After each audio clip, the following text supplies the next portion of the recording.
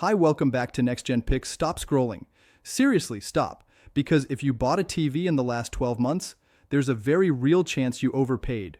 Not by a little. I'm talking hundreds of dollars. In some cases, $500 or more wiped out overnight like it never existed. 2026 is not a normal year for TVs. This is not seasonal discounts. This is not holiday sales. This is a price collapse. Panels are flooding the market. Warehouses are overloaded. New models are replacing old ones faster than ever. And brands are quietly slashing prices without telling anyone why. Today, I'm breaking down exactly which TVs are crashing in price, why it's happening, and which models you should wait on, and which ones you should grab before prices bounce back. And quick housekeeping before we dive in. If this kind of real-world TV advice saves you money, hit like, subscribe to NextGen Picks, and drop a comment telling me what TV you're currently using. I read those and they help this channel grow. I've also put all the models and deals I mentioned in the description so you can check prices yourself when you're ready. And if you want to support the channel directly, super thanks is turned on. It genuinely helps me keep doing deep, honest breakdowns like this. Now, let's expose what the TV industry doesn't want you to notice. Why TV prices are falling so fast in 2026. This didn't happen by accident. Three massive forces collided at the same time. One panel oversupply, LG Display, Samsung Display, BOE, they all ramped production expecting demand to stay high after the pandemic TV boom. That didn't happen. People stopped upgrading every 2 years. Living rooms filled up. Replacement cycles stretched longer. So now there are too many panels and not enough buyers. And excess inventory only ends one way. Price cuts. 2. Mini LED flooded the market. Mini LED used to be premium. In 2026, it's everywhere. TCL, Hisense, Samsung, even Sony. Once multiple brands compete on the same tech, margins collapse. And when margins collapse, prices follow. 3. Fast model refresh cycles. Brands used to refresh TVs every 18 to 24 months. Now some lines refresh every 9 to 12 months. That means last year's flagship becomes this year's clearance problem. And that's where the biggest drops happen. The $500 drop club. Yes, this is real. These are real models that lost absurd value in a shockingly short time. Samsung QN90C to QN90D effect. The Samsung QN90C launched as a premium mini LED beast. At launch, it was expensive. Then Samsung announced the QN90D, and instantly, the QN90C dropped $400 to $500 depending on size. Nothing changed. Same panel quality, same brightness class, same gaming features, just replaced. If you waited, you won. If you bought early, that pain stings. LG C3 OLED to C4 collapse. The LG C3 OLED was one of the most recommended TVs of 2024-2025. Then the C4 arrived, and the C3 lost $500 plus dollars on large sizes almost overnight. Here's the uncomfortable truth. The C4 is not dramatically better. Brightness slight bump. Processing minor tweak. But the price gap massive. This is why patience matters in 2026. Model number 1, LG C3 OLED. Yesterday's flagship, today's steal. The LG C3 OLED is the perfect example of why timing beats specs every single time. This TV didn't suddenly get worse. It didn't lose features. It didn't fall behind overnight. What changed wasn't the TV. It was the calendar. The moment the C4 launched, everything shifted. Retailers panicked. Warehouses needed space. Shelf positions became more valuable than last year's flagship label, and that's when the price collapsed. Large sizes like 65 in and 77 in saw some of the most aggressive drops we've seen on a premium OLED in years. Not because the C3 is flawed, but because it's in the way of the new model. And make no mistake, this is still real OLED excellence. Perfect blacks with zero blooming, clean cinematic motion, excellent HDR contrast, top-tier gaming performance with HDMI 2.1.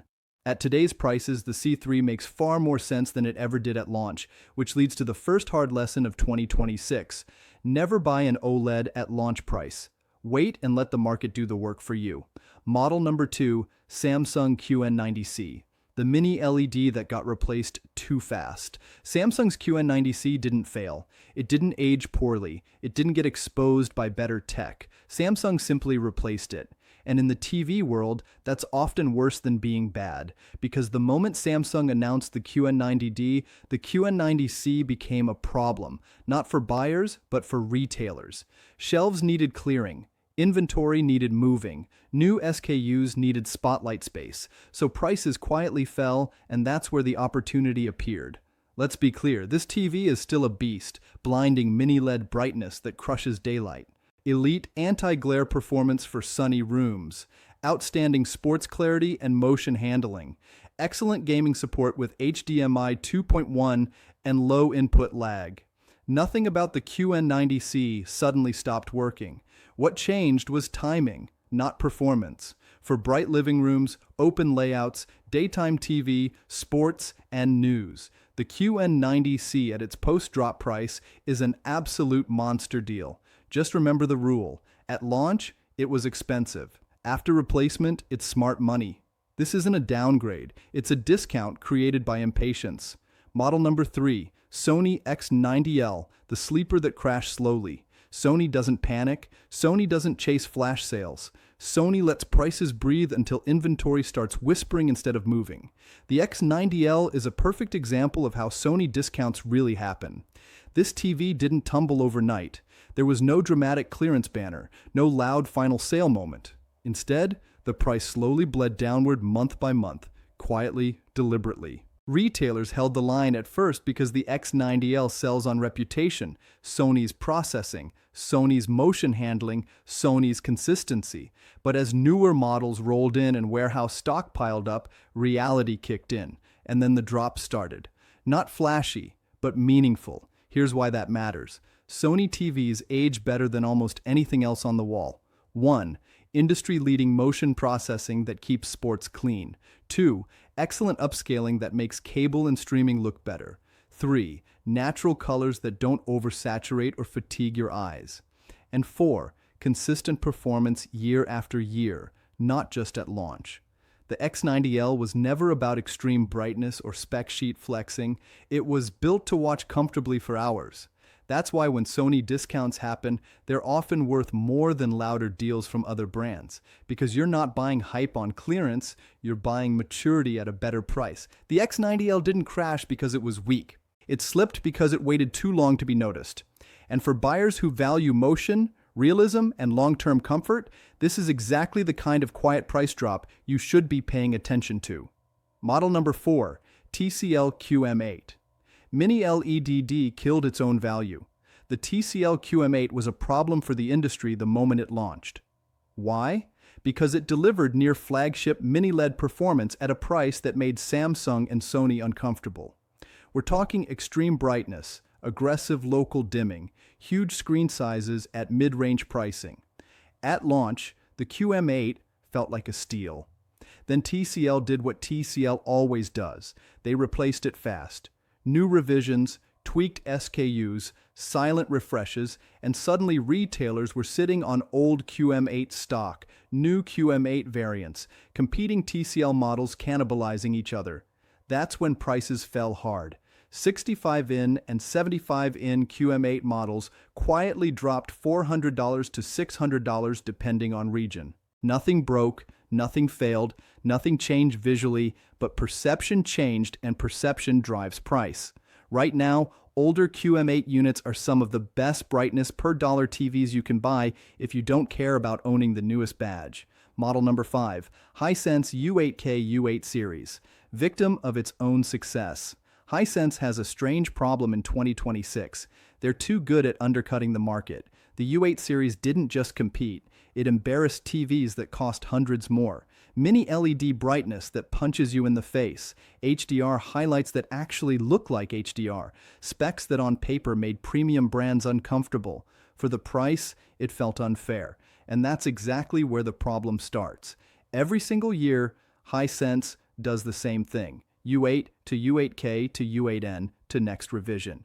Each version is slightly better, a little brighter, a little more refined, a little faster, but not dramatically better. Not enough to justify full price upgrades. So the moment leaks start circulating about the next U8 model, retailers panic. Shelf space matters. Inventory has to move and the current model becomes disposable overnight. That's when the knife drops. The U8K saw $300 to $500 price cuts across larger sizes the moment newer versions were teased. Not because the TV suddenly got worse, not because reviews changed, simply because Hisense moves faster than its own inventory can breathe. If you're someone who shops with logic, not brand loyalty, wants raw performance over prestige, doesn't care about owning the latest label, this kind of price collapse is a gift. The U8K didn't fail. It got replaced too quickly, and if you time it right, you get premium-level brightness and HDR for mid-tier money without sacrificing real-world performance. Why this is scaring the industry. Here's the part no one says out loud. When TVs lose value this fast, it trains buyers to wait. And when buyers wait, launch sales suffer, margins shrink, retailers panic, so brands are stuck. They can't slow innovation, they can't stop refreshing models, but every refresh kills last year's value faster than ever. That's why 2026 feels different. The worst time to buy a TV, most people get this wrong. Right before a new lineup announcement, CES season, spring refresh windows, late summer leaks, that's when prices look stable right before the cliff. If you buy, then you fund the drop for everyone else. The best time to buy a TV in 2026. It's not Black Friday, it's post-launch panic, model replacement windows, quiet mid-cycle corrections. When no one is talking about it, that's when $500 disappears from the price tag. OLED price collapse, the biggest shock of 2026. This is where things get uncomfortable for the premium crowd. OLED used to be protected. High margins, slow drops, controlled pricing. Not anymore. LG OLEDs, CS series, B series, even some G series sizes. Prices are falling faster than ever. Why? Mini LED closed the brightness gap. OLED manufacturing scaled. Demand softened. That combination broke the old pricing model. OLED is no longer rare. It's no longer exotic. It's just available. And availability kills price. If you're buying OLED in 2026 and paying launch price, you're donating money to the supply chain. Why some TVs are not dropping. This matters. Some TVs hold value. And here's why. Sony OLEDs. Sony discounts slower. They manage inventory tighter. They release fewer models. That keeps prices firmer. Niche flagships. Samsung QD OLED flagships. Sony A95 series. These don't flood shelves. They don't oversaturate. Scarcity protects price. Entry-level LED TVs. Ironically, cheap TVs don't drop much. They're already priced close to cost. A $350 TV can't lose $500. A $2,500 TV can. The psychology of price drops. Why it feels worse than it is. Here's the part that messes with people.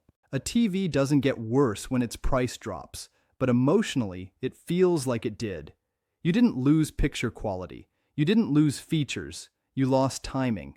And that's why price awareness matters more in 2026 than specs. How to predict a price collapse before it happens. This is the skill that saves real money. Watch these signals. New model leaks. CES announcements. Retailers out of stock suddenly returning with lower prices. Too many similar models from the same brand. Avoid buying when a TV is heavily advertised. Influencers push best TV of the year. The model is less than 3 months old. That's peak pricing. The smart buyer strategy for 2026. Here's the playbook. Decide your room needs bright versus dark. Pick 2 generations back. Ignore buzzwords. Let inventory pressure work for you. The TV industry wants urgency. You want leverage. The hard truth about waiting too long. Yes, prices drop, but stock disappears. The sweet spot, right after replacement, before clearance ends. Miss that window and the deal vanishes. That's the game. Final buyer warning. Please hear this. Do not confuse best TV with best TV to buy right now. Those are different answers in 2026.